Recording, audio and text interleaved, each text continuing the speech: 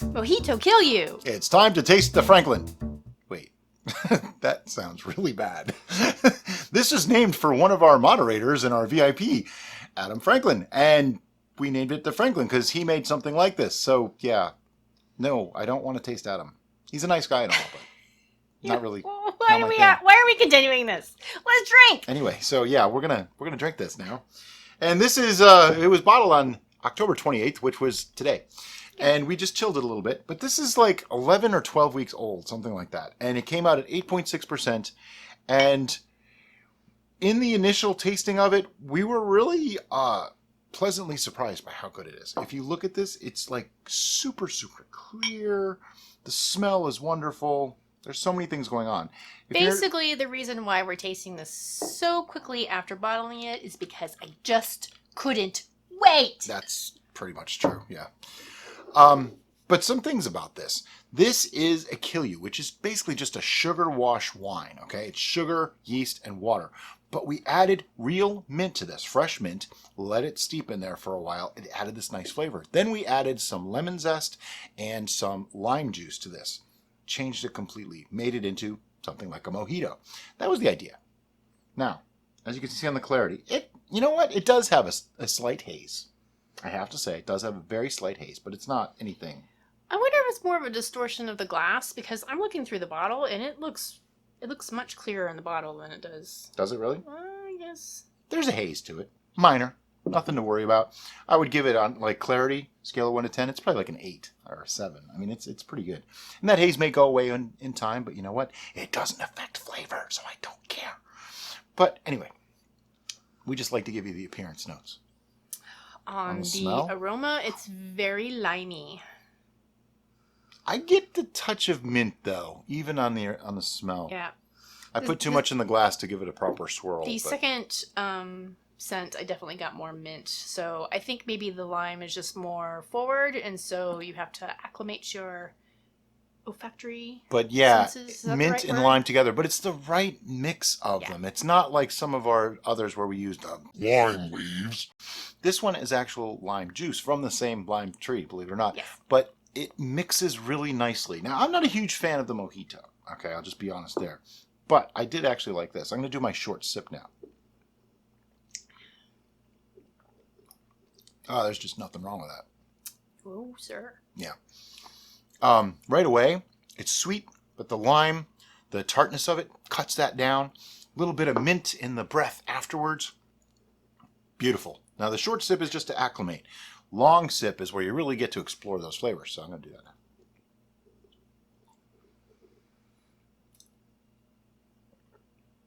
Oh, wow. This is so much more complex than I ever thought it was going to be. I am so happy right now. The lime with that little bit of sweetness. I mean, it came out sweet, but it doesn't taste syrupy sweet. It's not that sickeningly sweet at all. The lime and the mint really blend beautifully with that sweetness. And those of you in our VIP group know that I've had a horrendous week this week. So, Adam, thank you for bringing a little bit of liquid sunshine to my week. I would have to say though that this is fantastic. Like, this is that kind of good. And this is young, relatively speaking. It's not the kind of thing you age.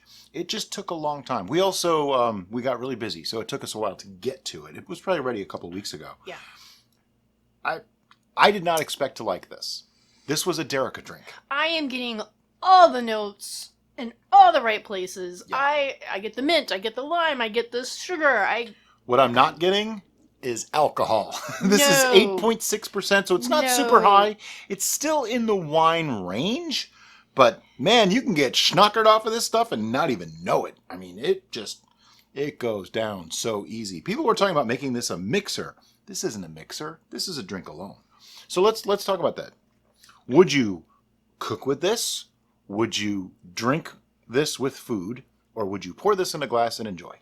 I cannot imagine cooking with this. However, that's not entirely... I could imagine putting this in a dessert. Like, my brain is going crazy. Key lime pie. Thinking key lime pie. Thinking Jell-O. Yeah. As far as cooking with it, it'd be difficult. It's not really conducive to a lot of foods. So I wouldn't necessarily cook with it. Not that it's bad, just I don't think it really is appropriate for cooking with. Drinking with food, it's more of a dessert thing, I think. Have it with dessert. Or it is a palate cleanser to some extent, though. Yeah. The mint and lime really does work as a palate cleanser. Yeah. So maybe, with a fruit course, it would be good. Sure, or not even with cheese though. Even some salads, like the salad with the strawberries and the goat cheese. Yeah, it'll go really good with that. That would. As that far would as be nice.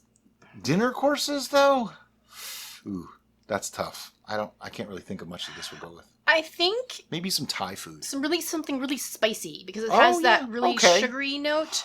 Mexican food. Mexican food. This would go with Mexican food. Yep. Didn't Real even consider Mexican that. food, not Americanized Mexican food. And as much as I'm not a fan of mojito or lime, I could put this in a mug and drink this. I could drink this whole bottle right now on camera without hesitation, but that would lead to problems. This came out that kind of good. I'm looking for any extra drips left in my glass. Oh, here, you can finish that. Not that I don't want to. I'm being nice. He's being gentlemanly. But you can totally drink that. Trying to think of negatives here. Trying to think of things that I would have done differently. Trying to think of ways to improve it. The absolutely only thing I would want to do to this, just as an experiment, is I would like to see this carbonated. Yeah, that's what I was thinking too. And I believe I've mentioned this multiple times through the process, that I felt that it lended itself to carbonation. It does, yeah. And there is a way to do it, but it's a little complicated now. Yeah. We might do this again. There's a couple things I would do to change the fermentation, and we'll talk about that when we revisit this. But we have to give a score. 10 million. Okay, just remember 10 means absolutely perfect, and there's nothing you would change. 1 means you wouldn't give it to your worst enemy. Let me know when you're ready. I'm okay with using half scores too. Okay. Yeah. 1, 2, 3, go. 9.5. Yeah, this is pretty amazing. That is the highest we've ever given anything. I know many of you... The only thing I would do to change it is carbonate it. Yes, absolutely. That's pretty much it. It came out that good. So, Adam, you're awesome, dude, because you're the man. This is High five. Your idea. I know many of you watching this are going, Derica's drunk. No. Derica is not drunk. We did one other tasting, and she had like that much. Yeah. So, yeah. And it wasn't high alcohol either.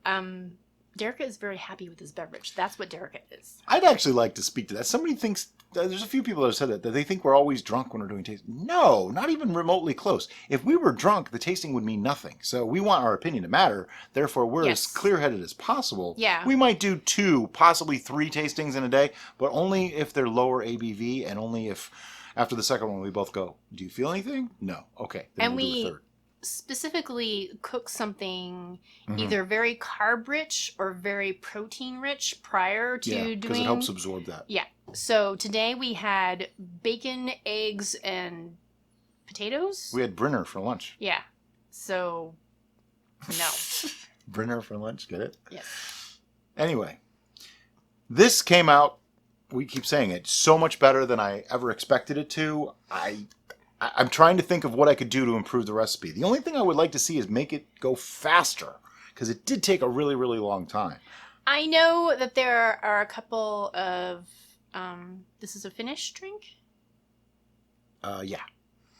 Some people from Finland who were a little irritated with us that we made a Kilju fancy, but just because something is traditionally less than appealing doesn't mean you can't make it appealing.